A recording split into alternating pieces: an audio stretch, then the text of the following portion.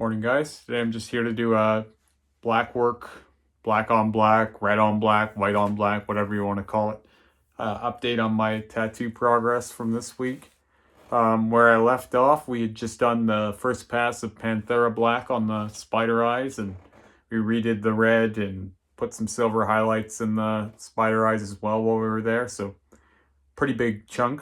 And now I can say that the black on black Panthera is healed. So this is the healed side, and this is fresh. There's very little difference in the healed and fresh.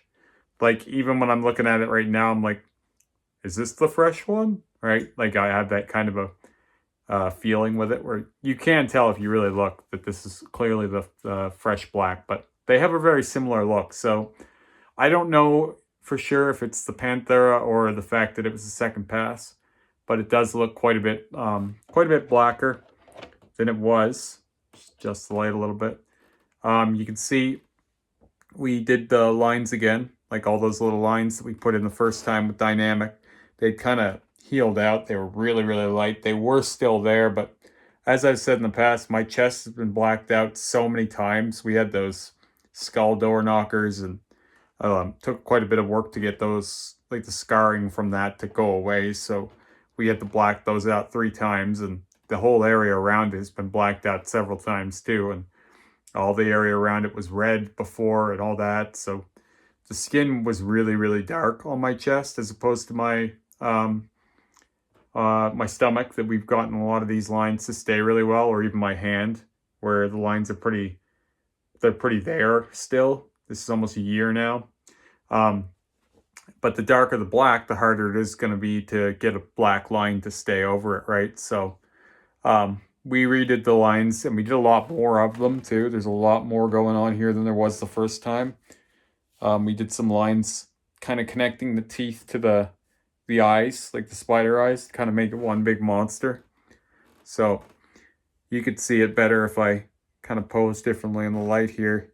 These are the kinds of things, like the little lines especially, they look a lot better like in natural light or in person. It's hard to show them off without really getting close to them. So, but they're also still a little bit welted because my chest is so scarred. Anytime you run a line over it, it kind of reacts poorly.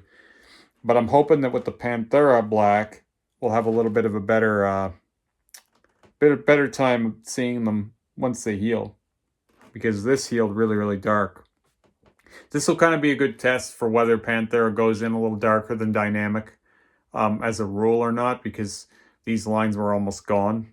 So, and if it does, then once again, I don't mind that. That's going to be another tool in my toolbox to make all of this stuff stand out better. So the red is healed now, and it's quite a bit brighter, but we will need to do the silver highlights again. They're still there. You can still see them, but they're a little bit lost, and I want them to be really, really striking. I'll show off kind of how everything else is doing. So that was the purple silver from, I think it's probably a month ago now. And the regular silver that we did, the titanium silver. The bold outline that we did on these ones on the side is still holding up really well. So that's doing great. The one down here below my belly button, it's hard to show on camera, but that's holding up really well. The one that's having the hardest time staying is the detail in this one on the front side of it. The mouth and these eyes, or not eyes, the suction cups, and this stuff, like the red on black and the silver on black, all that stuff's staying really well. Just for whatever reason, this one does not want to stay as sharp as like these ones. Like when you pull these up, and because the light's not great, but I will show, you can still see all the detail. And this one is being a bit stubborn. I'll probably end up redoing this one exactly the same another time, all the shading in the front of it, because those little lines just kind of got lost, and I don't want that. So I'm the kind of person who, if something's bugging me, I'm always going to do it again anyway, and I'll get it in there stronger than it was the first time. But yeah, all the ones on the side and stuff are healing up, or not healing up, they're aging really, really well. So I think it's just a matter of getting it in there and getting it in solid, and then it will stay. But it is a bit of a trick to get to that point, because like this is all black on black and white on or silver on black, and it's doing great. We're talking about for the chest, when we hit this again, we're going to be doing some silver in with the black lines to kind of pop everything out. Want to really give this chest as much of a chance to, stand as we can, because again, on that darker black, we're going to have to use more than just black to stand out. And so far, honestly, the silver and the red is holding up better than the white or the black. And it's funny because most of what you hear about on black tattoos, or not black on blackout tattoos, is white or black being used. And it's funny that the silver and the red have been the most effective covering black. And you don't hear anything about silver or red on black. So there's your friendly reminder to think outside the box if you needed it, because this chest piece the red is what's really bringing the black out. It's not the black bringing the red out, it's the other way around. So it's just about, for me now, it's just about responding to what my body's telling me, and what we're learning as this stuff ages and as this stuff heals, and making decisions around that. And if it means that we have to use one thing more than the other to bring this out, then that's okay.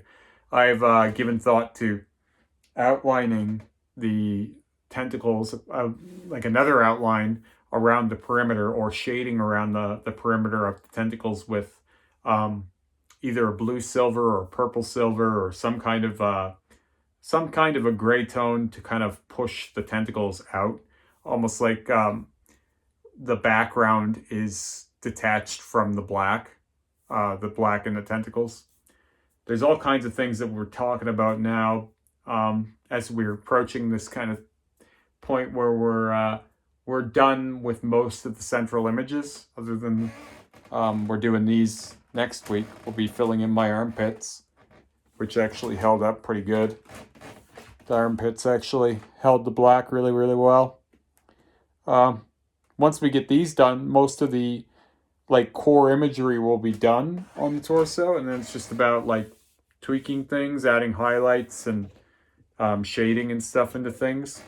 So now we're talking more and more about how we want to approach the kind of the bells and whistles part of it. What colors we want to use to bring out which parts of it, and how. And even though those are going to be the easier parts in some ways, because when you're lining and shading new pieces into existence, that takes more labor and more time. Every highlight that we do to the things that are already there are going to make those pieces stand out, but they're not going to take as much time or effort. So we did that purple silver around those suction cups just in the front there, just as proof of process, kind of see how they heal, and see if it's something we'll do again. And we're going to do that in all of the suction cups, the same color. So to give you an example, before we did the purple silver in those suction cups, they were kind of fading out of existence a little bit, because the dot shading that we did around the black, it did show up, but the perimeter of just the negative space wasn't that defined. So even the day that we did them, it didn't look that sharp. But now you can see that suction cup, right? You can see that purple silver has just done enough to keep it distinct from the black. So once you start choosing other colors to do that in other ways, you can create that separation again, right? Obviously the silver has done for these teeth. So it's just going to be about figuring out which colors we're using and going with them. And it won't take long. I think all of the highlights will be done in a few sessions, honestly, because a little bit of color, a little bit of difference goes a long way into making something pop. And I think it's going to be, just from what I've seen with those few suction cups and the teeth that we've done is whenever you do those highlights, the whole thing stands so much better. So I think it's going to be blowing some minds what we come up with here in the near future. And I think a lot of people are still looking at this as just a cute little game that I'm playing, or even Kevin, the shop manager, he put it in a way where it's almost like I'm trying to outrun the body's natural fade. Like I'm trying to get ahead of it, and I'm in a race with the inevitability of how well things will age versus how fast or how hard I'm willing to work on them. And I can appreciate that statement, but when I have this I'm keeping, I think I've mentioned in another video, but I'm keeping this hand tattoo one pass at least for a year, because once you get a year, you can see kind of how things are going to live in your skin, and then it's just wear and tear for the most part. So I purposely haven't touched this up or added anything to it because I want this as a very visible show that I can always look at. I can always see, how is this healing? How is this staying? What am I looking at? And it's on my hand, which gets banged around more than anything. Like, especially me being a cook, working with my hands all the time. I'm always doing crap with my hands. So this is really callous skin, and it's always getting beat up. So if I can keep a hand tattoo for a year and keep it looking roughly the same, black on black, then it's a good show of what's possible anywhere else on my body.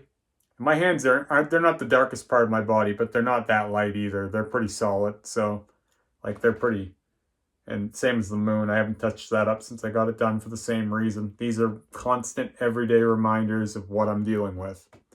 And it's all a science experiment for me. So that one tentacle, it's giving me some grief because there's one part of the line that it keeps fading. And that did happen with my first bodysuit too, to some extent. The tentacles were really hard to line out. I had to line them multiple times because the skin is just so stretchy there. And then when you add in the fact that it's done over scarring and it's black on black, it is going to be bound to be a little harder to get in there. But I'm confident that we can get there. I'm just taking a bit of a break from my stomach right now, working up here on my chest and into the armpit, stuff like that. You get burnout on any kind of thing you're working on for too long, and then you need a break. But yeah, I don't know if I've mentioned it before, but these neck tattoos, if they're still here, they're really subtle, as I've said before. I think I've mentioned this, but if I haven't, I'm planning on doing red and silver highlights in the roses eventually too on my neck. Once I get done the bodysuit area, the torso region, before starting the arms, I'm gonna add highlights to the roses to bring them back out again, or not again, but more than they were /are. I think that just a little bit of color will draw the eye to them. It's not even going to be much. But I sometimes think that just having just that little spot of color draws the eye there. And that's what the red on my chest is doing. So I think that doing that in my neck and then eventually even in my hand too, it'll be like that optical trick where it's like, oh, there's something there. What is that? Pulls you in, and then you see the whole image. Anyway, I'm getting rambly again, as I often do. But if you guys have enjoyed this video, or you found it useful in some way, be sure to give it a like and tell your friends. And I'll talk to you guys again soon.